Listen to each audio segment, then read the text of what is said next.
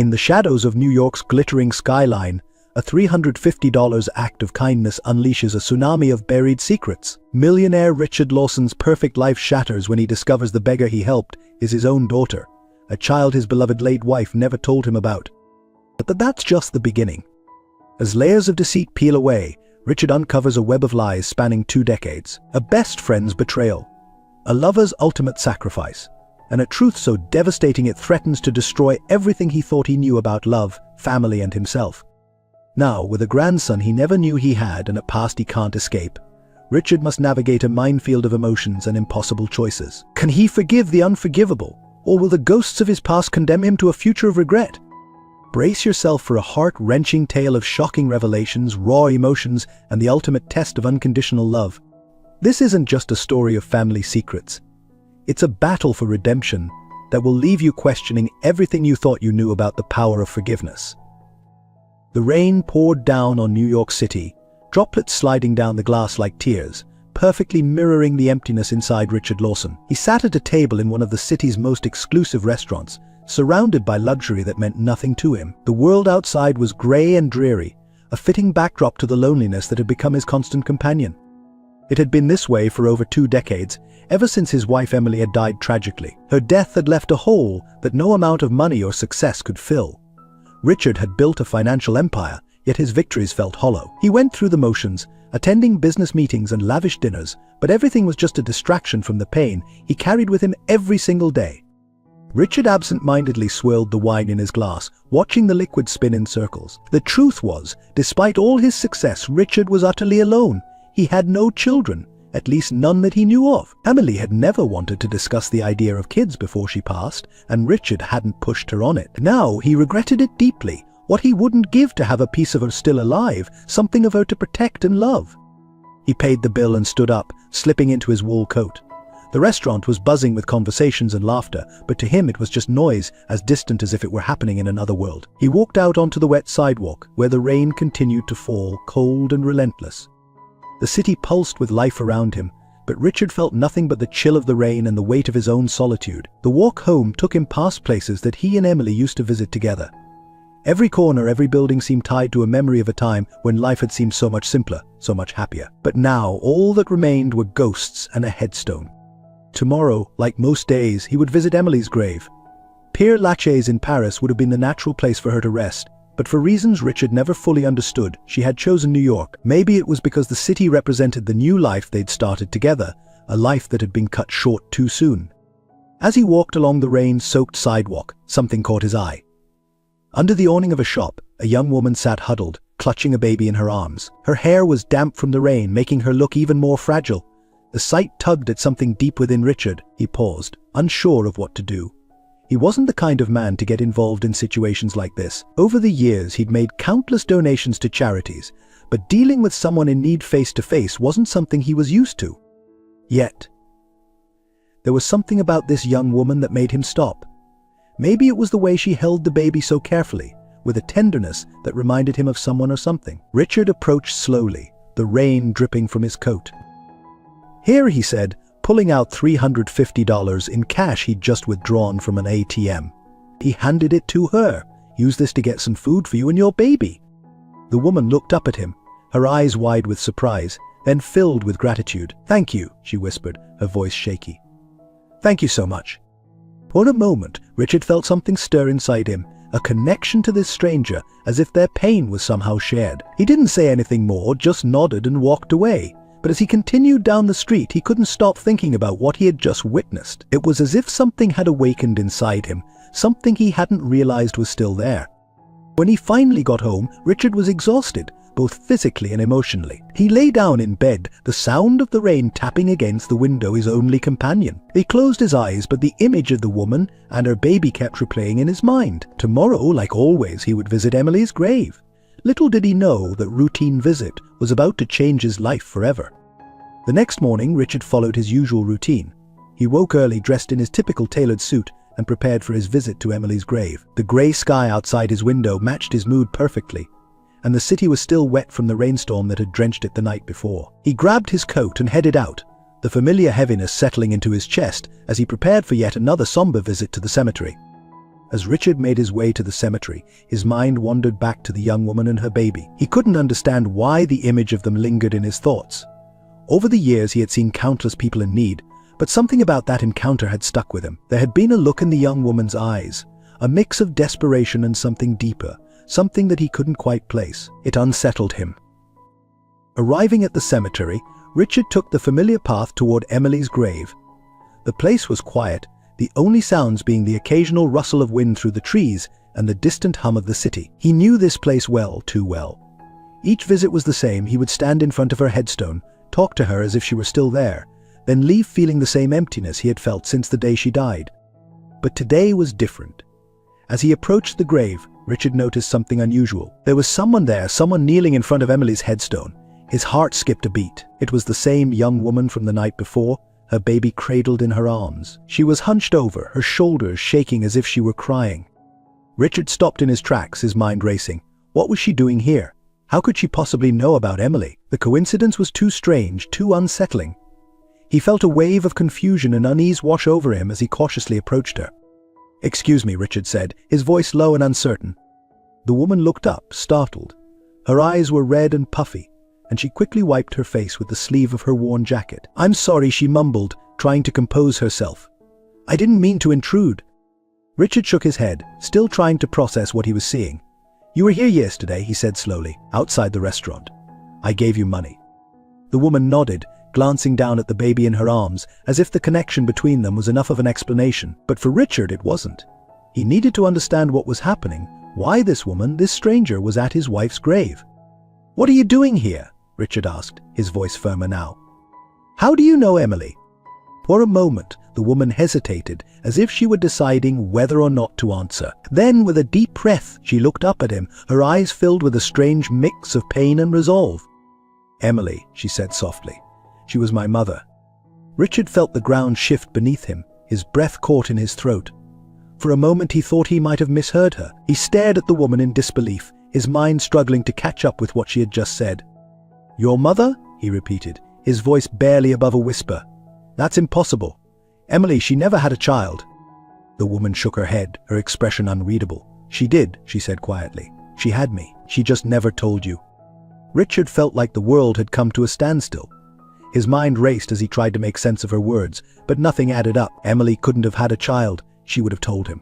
She wouldn't have kept something like that from him, or would she? He took a step back, the weight of the revelation crashing down on him. "No," he muttered, more to himself than to her, "and that can't be right. There's no way." "I know this is hard to believe," the woman said, her voice soft but steady, "but it's the truth. My name is Sophie, and Emily was my mother." Richard's chest tightened as the reality of her words began to sink in. He looked at the woman, Sophie, and then at the baby in her arms. His mind raced with questions, but he didn't know where to begin. "Why?" he asked, his voice breaking. "Why would she keep this from me?" Sophie looked down at the ground, her expression filled with sadness. "I don't know," she admitted. "I never knew her. She died before I could meet her. I was raised by another family." Richard's heart pounded in his chest. He had spent more than 2 decades mourning the loss of his wife, believing he had known everything about her. And now, out of nowhere, he was faced with the possibility that she had kept a secret so profound it changed everything. A secret that had been buried with her for all these years. He took a deep breath, his mind reeling. "I don't understand," he said, shaking his head. "Why now? Why were you here?" Sophie's eyes met his, and for the first time, Richard saw something familiar in them, a glimmer of Emily. "I found out about her a few months ago," she explained. "I've been trying to piece together the truth ever since, and when I found out where she was buried, I had to come." Richard stared at her, still struggling to process everything. His emotions were a whirlwind of confusion, disbelief and anger, but underneath it all, there was something else, a spark of hope. Hope that somehow, this connection to Emily hadn't been lost after all. He glanced down at the baby in Sophie's arms, and something inside him shifted.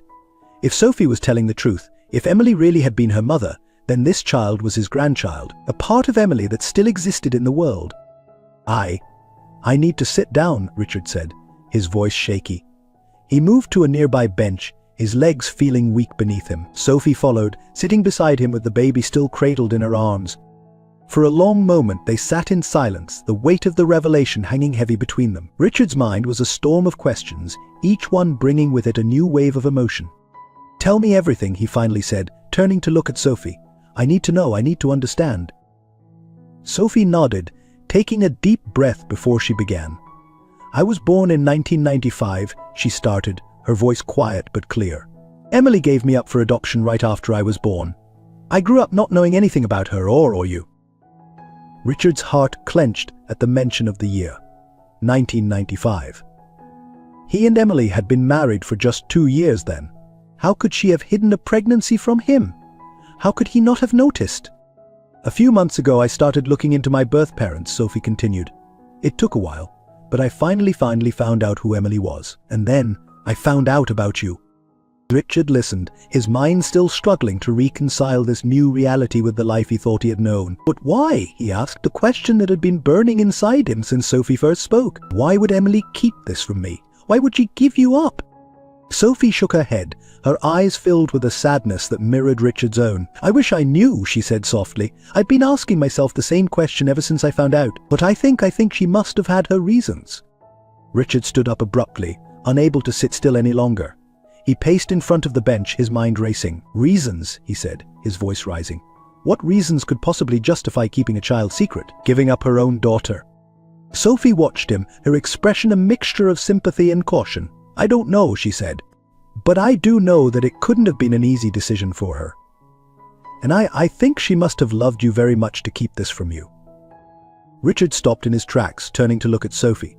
Loved me, he said, his voice breaking. If she loved me, how could she lie to me like this? How could she keep something so important from me? As the words left his mouth, Richard felt a wave of guilt wash over him. Here he was, shouting about Emily's betrayal in front of the daughter she had given up, a daughter who had never known her mother. He took a deep breath, trying to calm himself. I'm sorry, he said, his voice softer now. It's a lot to take in. Sophie nodded, her eyes understanding. I know, she said. Believe me, I've been trying to process it all for months now. But I thought you deserved to know the truth. Richard sat back down on the bench, feeling suddenly exhausted. He looked at Sophie, really looked at her for the first time since she had dropped this bombshell. He could see Emily in her now, in the curve of her chin, the shape of her eyes. How had he not noticed it before? The baby, he said, gesturing to the child in Sophie's arms. Is this my grandchild? Sophie smiled softly, looking down at the baby. Yes, she said. This is Daniel. He's 6 months old. Richard felt his breath catch in his throat. A grandchild. He had a grandchild. The idea was so foreign, so unexpected, that he didn't know how to process it. I don't know what to say, he admitted, his voice barely above a whisper. I don't know what to do with all of this. Sophie reached out hesitantly, placing a hand on Richard's arm. You don't have to do anything right now, she said gently. I know this is a shock. I thought you should know. About me, about Daniel, about the family you didn't know you had. Family. The word echoed in Richard's mind. For so long he had been alone, believing that any chance of family had died with Emily. And now, here was Sophie, offering him a connection he had never expected. I need time, Richard said, his voice rough with emotion, to think, to process all of this. But I'd like to know more. About you, about Daniel. If that's okay. Sophie nodded, a small smile playing at the corners of her mouth.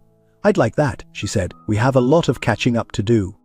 As they sat there, in the shadow of Emily's grave, Richard felt something shift inside him. The world he had known for the past 2 decades had been turned upside down, but in its place, a new possibility was emerging. A chance to reclaim a piece of the life he thought he had lost forever. He didn't know what the future held, how this revelation would change things. But for the first time in years, Richard felt a glimmer of hope. A hope that maybe, just maybe, he wasn't as alone as he had thought. As Richard sat on the bench next to Sophie, his mind still reeling from the revelation, he felt an overwhelming need to understand more. Sophie, he began, his voice steadier now. I need to know everything. About Emily, about you, about why she kept this secret. Do you have any more information? Sophie nodded, reaching into her bag. I found this when I was going through some of my adoption papers, she said, pulling out a worn journal. It was my mother's, Emily's. I think you should read it. Richard's hands trembled as he took the journal. It was familiar. He recognized Emily's handwriting on the cover. How had he never seen this before? He opened it, his heart pounding as he began to read. The entries started just before their marriage, full of hope and love, but as Richard read on, he noticed a shift. Emily wrote of fears and doubts, of feeling trapped by expectations. And then, in an entry dated a few months before Sophie's birth, he found the truth he'd been seeking.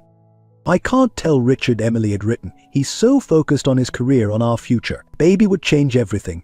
I love him too much to burden him with this. I have to protect him, even if it means giving up our child." Richard's vision blurred with tears. He looked up at Sophie, who was watching him with a mix of apprehension and sympathy. "She thought she was protecting me," he said, his voice hoarse. "But she was wrong. I would have wanted to know. I would have wanted you." As they sat there, Richard continuing to read through the journal, a new figure approached. Richard looked up, his eyes widening in recognition. "James," he said, surprise evident in his voice. James Porter, Richard's old friend from his younger days, stood before them, looking uncomfortable. "Richard," he said, nodding. I saw you from across the cemetery. I didn't expect to see you here." Richard's mind raced. James and Emily had been friends too, back in the day. Could he have known about Sophie? "James," Richard said slowly, "did you know about this? About Emily's child?" James's face paled, and Richard knew the answer before he spoke. "Ah, yes," James admitted. "Emily told me when she found out she was pregnant. I tried to convince her to tell you, but she was adamant." Anger flared in Richard's chest. "You knew, all this time, and you never said anything." James held up his hands defensively. "It wasn't my secret to tell, Richard. I promised Emily I wouldn't say anything." Richard stood up, his fists clenched. "She was my wife, James. You were my friend. How could you keep this from me?"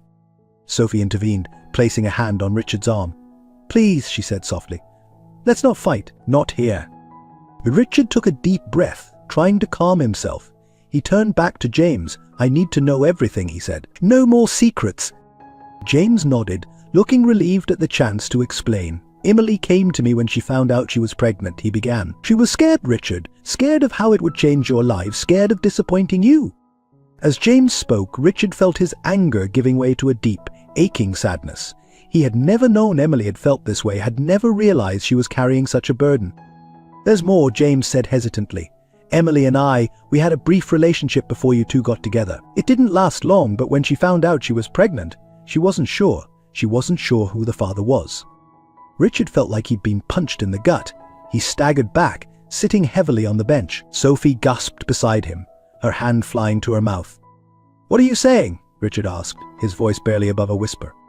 James looked pained. "Emily did a paternity test, Richard. That's why she was so sure about giving Sophie up for adoption. She didn't want to risk ruining your marriage if the baby turned out to be mine." The world seemed to tilt on its axis. Richard's mind was a whirlwind of emotions: betrayal, anger, confusion, grief. He looked at Sophie, seeing her in a new light. Could she be James's daughter, not his? "I need to know," Richard said, his voice shaking. "I need to know for sure." Sophie nodded, her eyes filled with tears. "We can do a DNA test," she said softly, if that's what you want." Richard agreed, and over the next few weeks, as they waited for the results, he found himself in a state of limbo. He spent more time with Sophie and Daniel, getting to know them, but always with the question hanging over his head: was Sophie really his daughter? During this time, Richard also delved deeper into Emily's past. He spoke with old friends, colleagues, anyone who might have known her during that time. Slowly, a picture began to emerge of a woman struggling with expectations, both her own and those of others. One evening, as Richard was going through old photos, he came across something that made his heart stop. It was a picture of Emily, taken just a few months before Sophie was born. She was standing sideways, and there, barely noticeable, was the slight swell of her stomach. Richard's hands shook as he stared at the photo. How had he not noticed? How had he been so blind?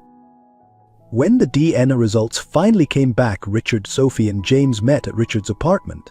The tension was palpable as they opened the envelope. Richard read the results, his heart pounding. He looked up, his eyes meeting Sophie's. "You're my daughter," he said, his voice thick with emotion. "You're really my daughter." The relief that washed over him was unexpected in its intensity. Despite everything, the lies, the betrayal, the years of not knowing, Richard felt a sense of rightness. Sophie was his daughter. Daniel was his grandson. He had a family. As the reality sank in, Richard turned to James. "I'm sorry," he said, surprising himself with the sincerity in his voice. "I know this must be difficult for you too." James nodded, his expression a mix of sadness and acceptance. "I always hoped she was yours," he admitted. "Emily loved you so much, Richard. Even if she made mistakes, even if she kept secrets, she loved you." In the days that followed, Richard found himself re-evaluating everything he thought he knew about his life with Emily. The love was still there, but it was tempered now with a new understanding of her complexities, her fears, her humanity. He also found himself growing closer to Sophie and Daniel. It wasn't always easy. There were moments of awkwardness, but there were also moments of joy, of connection, of family.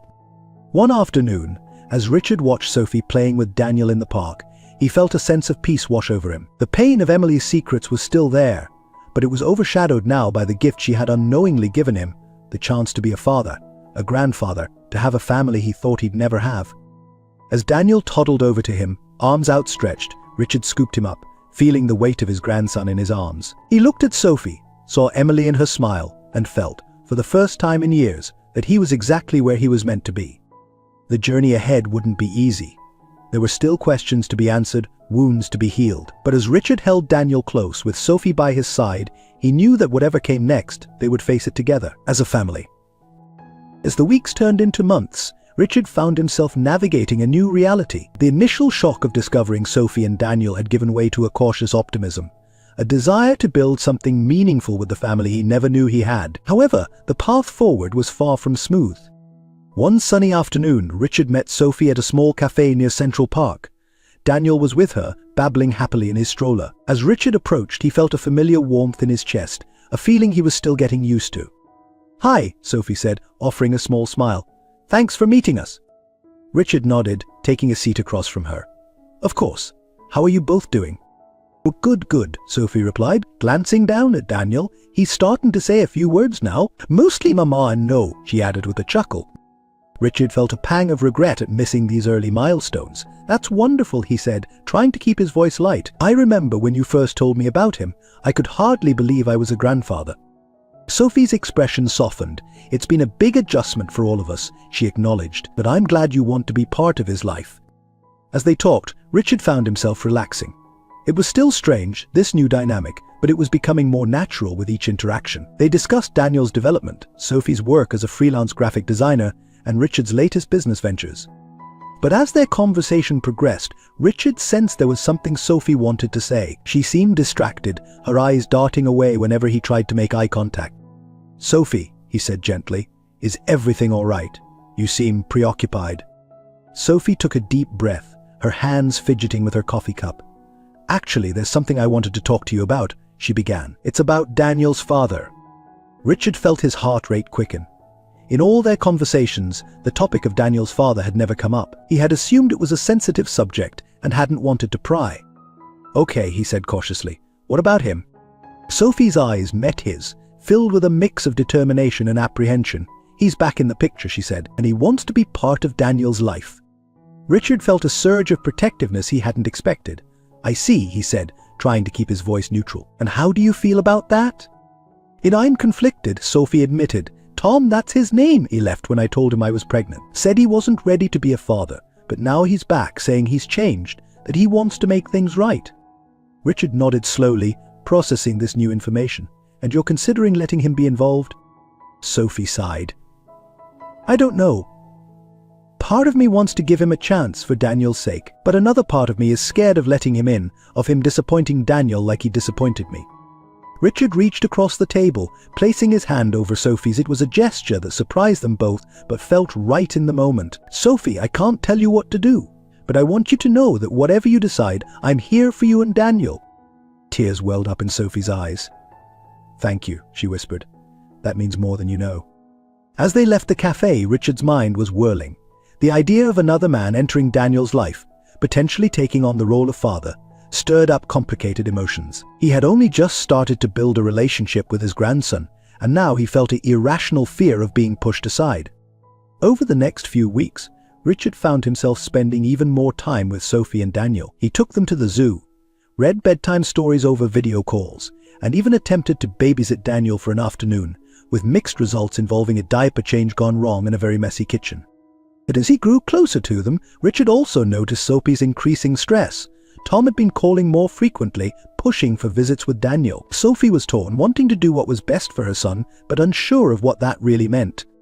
One evening, as Richard was leaving Sophie's apartment after dinner, he found himself face to face with a young man in the hallway. The man looked surprised to see him, his eyes darting between Richard and Sophie's door.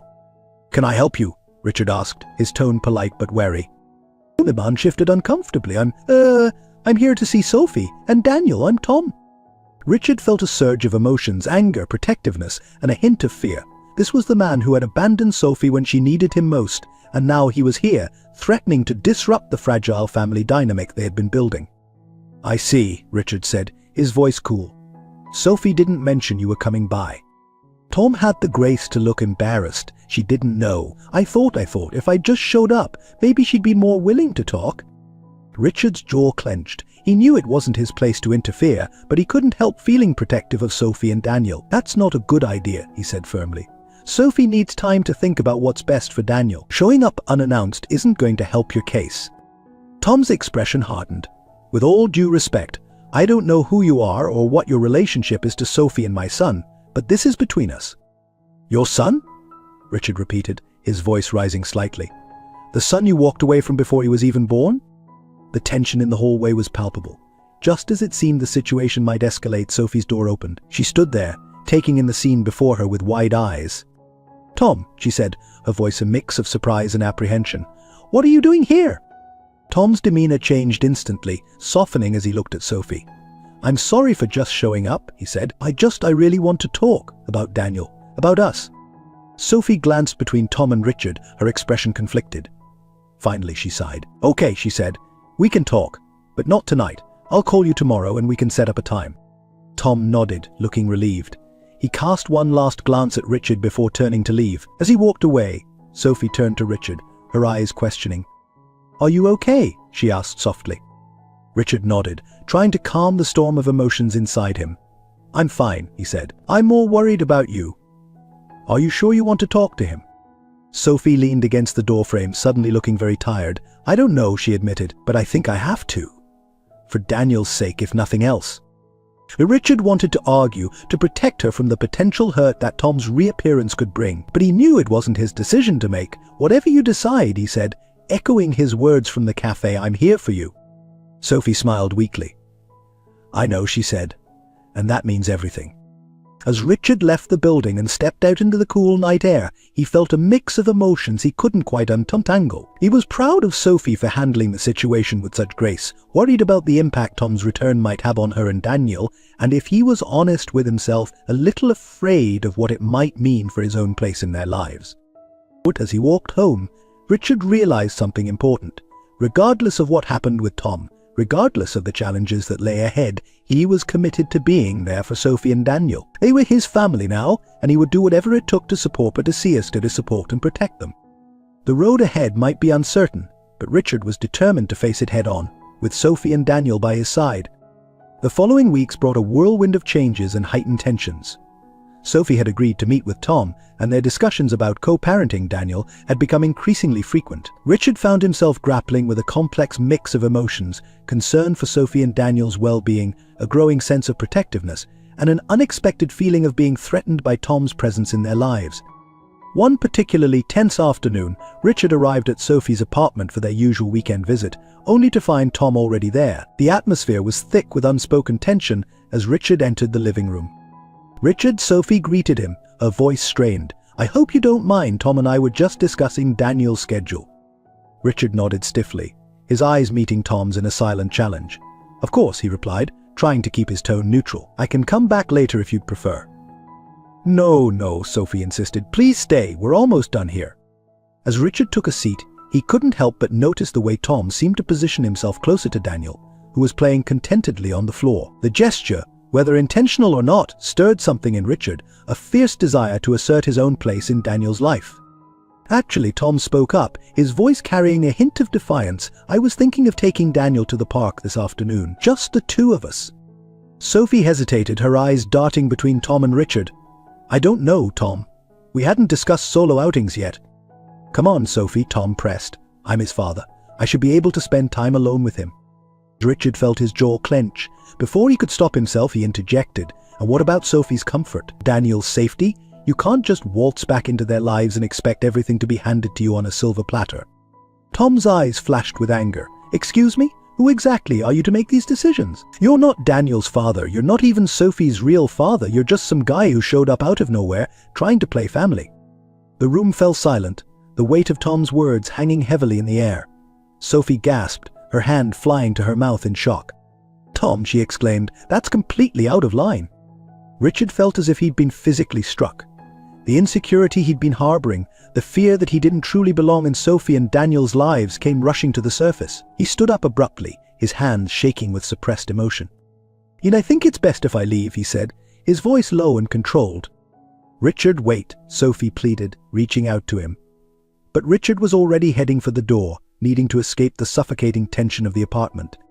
As he stepped out into the hallway, he could hear Sophie's muffled voice, clearly upset, berating Tom for his outburst. But Richard couldn't bring himself to go back inside. Tom's words had hit too close to home, voicing the doubts that had been plaguing him since he first learned about Sophie's existence.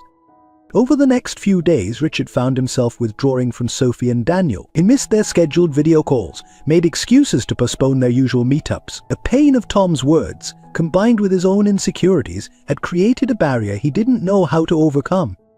It was Sophie who finally broke through his self-imposed isolation. She showed up at his office unannounced, Daniel in tow, her expression a mix of concern and determination. "We need to talk," she said firmly, leaving no room for argument. Richard nodded, leading them into his private office. As soon as the door closed behind them, Sophie turned to face him. "What's going on, Richard?" she asked, her voice soft but insistent. "Why have you been avoiding us?" Richard sighed, running a hand through his hair. "I'm sorry, Sophie. I needed some time to think." "About what Tom said?" Sophie pressed, her eyes searching his face. Richard nodded reluctantly. He wasn't entirely wrong, was he? "I'm not Daniel's father. I'm not even your father in any real sense. Maybe I've been fooling myself thinking I could be part of your lives."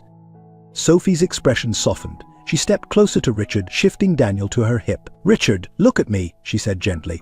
"You are part of our lives. You're Daniel's grandfather, and you're the closest thing to a father I've ever known." Tom had no right to say what he did. Richard felt a lump forming in his throat. But he's Daniel's father. He has a right to be in his life.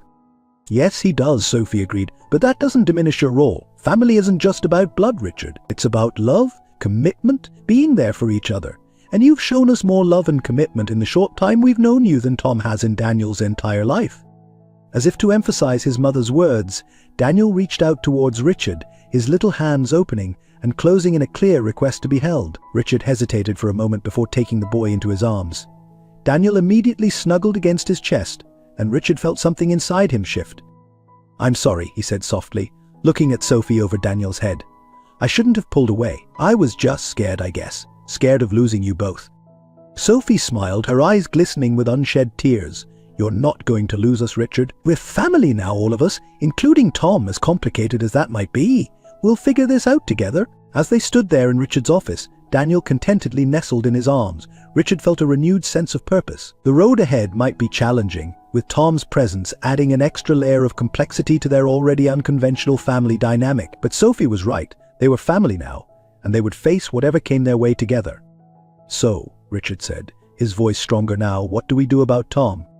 Sophie sighed, her expression turning serious. "We need to set some boundaries. Clear, firm boundaries, and we need to make it clear that while he has a place in Daniel's life, he doesn't get to dictate the terms of our family relationships." Richard nodded, feeling a surge of pride at Sophie's determination. "We'll do it together," he said, "all of us, as a family." As they left the office, Richard holding Daniel and Sophie by his side, he felt a renewed sense of belonging. The doubts weren't entirely gone, but they were quieter now, overshadowed by the love he felt for his daughter and grandson. The challenges with Tom were far from over, but Richard was ready to face them head-on, because now he knew, without a doubt, that he had a place in this family, and he would do whatever it took to protect and nurture the precious relationships he had found.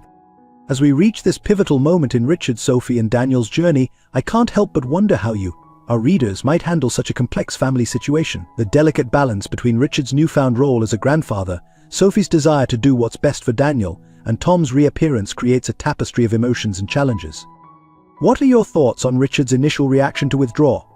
Have you ever faced a situation where you felt your place in someone's life was threatened? How did you overcome it? Your insights and experiences could shed light on the intricate dynamics at play here. Perhaps you've been in Sophie's position, trying to navigate co-parenting with a former partner while building a relationship with a new family member. Or maybe you relate to Richard's struggle to define his role in this unconventional family setup. I'm particularly curious about your views on how Richard, Sophie, and Tom should move forward. What boundaries do you think need to be set? How can they create a healthy environment for Daniel amidst these complex adult relationships? Your perspective could offer valuable insights not only for our characters but for others facing similar real-life situations. So if you feel compelled, please share your thoughts in the comments below. Your comment could be the one that sparks a meaningful discussion and helps others navigate their own family complexities. Remember, every family story is unique, and your voice matters in this conversation. Let's explore these themes of family, belonging, and reconciliation together. The following weeks were a delicate balancing act for Richard, Sophie, and Tom as they attempted to navigate their new thermigor. Richard, determined to maintain his place in Sophie and Daniel's lives, suggested they all meet with a family counselor to help establish clear boundaries and expectations. On a crisp autumn morning, they gathered in the counselor's office, the tension palpable as they took their seats. Dr. Amelia Foster, a seasoned family therapist, observed them with keen eyes. Let's start by discussing what each of you hopes to achieve from these sessions, Dr. Foster began. Sophie spoke first, her voice steady but tinged with emotion.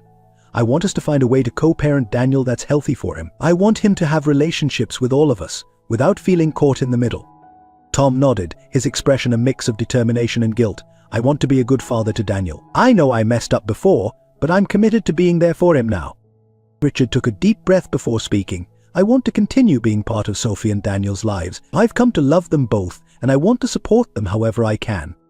As the session progressed, Dr. Foster guided them through difficult conversations about expectations, fears, and hopes. It became clear that, while they all wanted what was best for Daniel, their ideas of what that meant often clashed. Tom, Dr. Foster said, addressing a particularly tense moment, you mentioned feeling threatened by Richard's presence in Daniel's life. Can you elaborate on that? Tom shifted uncomfortably in his seat. It's just he's had more time with Daniel than I have. Sometimes I feel like I'm playing catch-up, like I'll never be as important to Daniel as Richard is. Richard felt a surge of empathy, recognizing his own fears mirrored in Tom's words. I understand that feeling, he said, surprising everyone, including himself. When you first came back into the picture, I was afraid of being pushed aside, of losing the connection I'd built with Daniel. The honesty in Richard's admission seemed to break through some of the tension. Sophie looked between the two men, her eyes glistening with unshed tears. You're both important to Daniel, she said softly, and to me. We don't have to compete. There's room for all of us in his life. Dr. Foster nodded approvingly. That's an excellent point, Sophie. Let's talk about how we can create that space for everyone without anyone feeling threatened or sidelined. Over the next hour, they worked together to establish guidelines for co-parenting. They agreed on a schedule for Daniel's time with Tom, with provisions for gradually increasing his solo time with his son. They also discussed how to handle holidays, birthdays, and other special occasions. Richard, feeling more secure in his role, suggested that he and Tom could occasionally spend time with Daniel together, allowing the boy to see that the adults in his life could get along. As the session drew to a close, Dr. Foster addressed them all. This is just the beginning of the journey. There will be challenges ahead, but if you continue to communicate openly and prioritize Daniel's well-being, I believe you can make this work. Leaving the counselor's office, Richard felt a mix of exhaustion and hope. It wouldn't be easy, but they had taken an important first step. Over the next few months, they put their agreement into practice. There were stumbles along the way, missed schedules, miscommunications, and moments of jealousy or resentment, but slowly, a new normal began to emerge. Richard found himself adapting to his role as grandfather, learning to step back when it was Tom's time with Daniel, but also cherishing the special moments he shared with his grandson. He and Sophie continued to grow closer, their bond strengthening as they navigated this complex situation together. One sunny afternoon, as Richard watched Tom pushing Daniel on the swings in the park, Sophie came to stand beside him. "Thank you," she said quietly. Richard turned to her, puzzled. "For what?" Sophie smiled, her eyes on her son's laughing face. "For being so understanding, for fighting for us, but also for being willing to share. I know it hasn't been easy." Richard put his arm around Sophie's shoulders, feeling a surge of affection. "You're right, it hasn't been easy, but you and Daniel are worth it. We're family, and that means facing challenges together." As they stood there, watching Tom and Daniel play, Richard reflected on the journey that had brought them to this point. The pain of Emily's secrets, The shock of discovering Sophie, the challenges of building a relationship with her and Daniel, and now the complex dance of co-parenting with Tom, it had all led to this moment. It wasn't perfect. There would still be difficult days ahead, but as Richard looked at his family, unconventional as it might be, he felt a deep sense of gratitude. He had been given a second chance at family, at love, at belonging, and he was determined to make the most of it. Later that evening, as Richard was preparing to leave Sophie's apartment after dinner, Tom arrived to pick up Daniel for their weekend together. There was a moment of awkwardness as the two men faced each other, but then Richard extended his hand. "Have a good weekend," he said sincerely. Tom hesitated for a moment before shaking Richard's hand. "Thanks," he replied. "I'll make sure to send you some pictures of whatever trouble this little guy gets into." Richard chuckled, ruffling Daniel's hair. "I look forward to it." As he walked home that night, Richard felt a sense of peace settle over him. The road ahead might still be uncertain, but he was no longer walking it alone. He had a family now, complicated, unconventional, and sometimes messy, but a family nonetheless. And for Richard Lawson, who had spent so many years feeling lost and alone, that was more than enough. As the seasons changed and Daniel grew, the unconventional family dynamic Richard, Sophie, and Tom had established began to solidify. However, just as they were finding their rhythm, a new challenge emerged that would test the strength of their fragile peace. One crisp autumn morning, Sophie called Richard, her voice tight with worry. "Richard, I need your help," she said without preamble. "I've been offered a job in San Francisco. It's an amazing opportunity, but..." Richard felt his heart skip a beat. But it would mean moving away. He finished for her, the implications already clear in his mind. "Yes," Sophie confirmed, "and I don't know what to do. This job could really advance my career, but I'm worried about uprooting Daniel, about how it would affect his relationship with you and Tom." Richard took a deep breath, forcing himself to think rationally despite the panic rising in his chest. "Have you talked to Tom about this yet?" "No," Sophie admitted. "I wanted to talk to you first. I'm afraid Tom might react badly." Richard nodded, even though Sophie couldn't see him. He understood her hesitation. The fragile balance they had achieved could easily be upset by such a significant change. "We should all sit down and discuss this together," Richard suggested, trying to keep his voice calm and supportive despite his own turmoil. "So this affects all of us, and Daniel's well-being should be our primary concern." Sophie agreed, and they set up a meeting for the following evening. As Richard hung up the phone, he felt a wave of emotions wash over him. The thought of Sophie and Daniel moving across the country filled him with dread. He had only just found them, and the idea of losing them now was almost unbearable. The next evening, Richard arrived at Sophie's apartment to find Tom already there, his face set in a grim expression. It was clear Sophie had already broached the subject with him. As they all sat down, the tension in the room was palpable. Sophie took a deep breath and began to explain the Jexter in detail, the opportunities it presented, the potential for growth, the benefits for her and Daniel. Tom listened with a frown, his arms crossed over his chest. When Sophie finished, he spoke, his voice tight with barely contained anger. "You can't just take my son away from me," he said. "We've only just started to build a relationship. If you move to San Francisco, how am I supposed to be part of his life?" Sophie's eyes filled with tears. "I'm not trying to take Daniel away from you, Tom. I'm just trying to do what's best for both of us. This job could provide so much for him." Richard watched the exchange, his heart heavy. He understood both perspectives, Sophie's desire to advance her career and provide for her son, and Tom's fear of losing the connection he'd only recently established with Daniel. What if, Richard began cautiously, drawing both their attention, we looked at this as an opportunity rather than a problem to solve? Sophie and Tom both looked at him quizzically. "Sophie," Richard continued, "this job sounds like an incredible opportunity for you. And Tom, I know you're worried about maintaining your relationship with Daniel, but what if we use this as a chance to really commit to co-parenting, to making sure Daniel has strong relationships with all of us, regardless of distance?"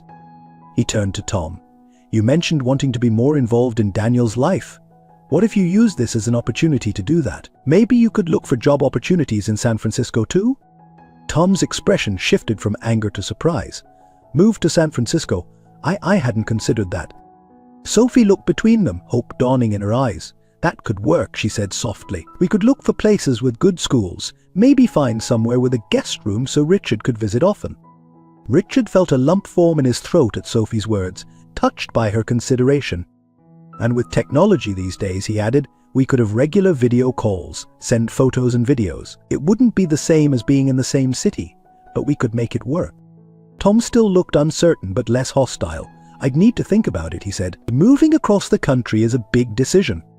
"Of course," Sophie nodded. "I don't have to give them an answer right away. We have some time to figure this out."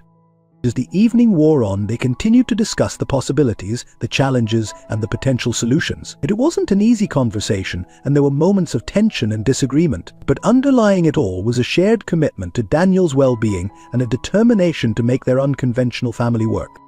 When Richard left that night, he felt a mix of emotions. The prospect of Sophie and Daniel moving away still filled him with sadness, but there was also a glimmer of hope. They had faced challenges before and come out stronger. Perhaps this, too, could be an opportunity for growth. Over the next few weeks, they continued to discuss the potential move. Tom started looking into job opportunities in San Francisco, and Richard researched the best ways to maintain long-distance relationships with grandchildren. One evening, as Richard was video chatting with Sophie and Daniel, he watched his grandson excitedly show off a new toy. Despite the pixelated image and the distance between them, Richard felt the familiar warmth of love and connection. "You know," he said to Sophie, after Daniel had run off to play, "I think we can make this work. It won't be easy, but we're family. Distance can't change that." Sophie smiled, her eyes shining with unshed tears. "Thank you, Richard, for everything. I don't know what I'd do without you." As Richard ended the call, he realized something important. The family he had found might not look like what he had always imagined, and it certainly came with its share of challenges. But it was real, it was his, and he would do whatever it took to nurture and protect it. The future might be uncertain, with potential moves and changes on the horizon, but Richard felt ready to face it, because now he knew that no matter where life took them, the bonds they had forged were strong enough to withstand any distance. As the plans for the potential move to San Francisco began to take shape, Richard found himself grappling with a new set of emotions. The initial shock and fear had given way to a bittersweet mix of pride in Sophie's accomplishments and a deep-seated anxiety about the changes to come. One crisp autumn morning, Richard decided to visit Emily's grave. He hadn't been there in months, not since the day he first met Sophie. As he stood before the headstone, a bouquet of lilies in his hand, he felt a surge of conflicting emotions. "Oh, Emily," he sighed, placing the flowers gently on the grave. "I wish you could see her now. Our daughter, she's incredible. And Daniel, he's growing so fast. You'd be proud of them both." Richard paused, collecting his thoughts. "I'm trying to do right by them, to be the father and grandfather they deserve, but it's not always easy. Sometimes I wonder what you would do in my place." As he stood there, lost in thought, he heard footsteps approaching. Turning, he was surprised to see James, his old friend and Emily's former lover, walking towards him. "Richard," James said, looking equally surprised. "I didn't expect to see you here." Richard nodded stiffly, still unsure how to feel about James's role in Emily's past. "James, it's been a while." The awkward silence fell between them, both men acutely aware of the complicated history that bound them together. Finally, James spoke. "How are Sophie and Daniel? I've been thinking about them a lot lately." Richard raised an eyebrow. "Have you? I didn't realize you were still keeping tabs on them." James had the grace to look embarrassed. "I'm not really. It's just I feel responsible in a way. If I had pushed Emily harder to tell you the truth back then, things might have been different." Richard sighed, feeling the weight of the past pressing down on him. "Maybe, or maybe not. We can't change what happened, James. We can only move forward." James nodded, his eyes on Emily's grave. "You're right, of course, and how is that going, moving forward?" Richard hesitated for a moment before deciding to open up. "It's complicated. Sophie's been offered a job in San Francisco. She's considering moving there with Daniel." James's eyes widened. "That's a big change. How do you feel about it?"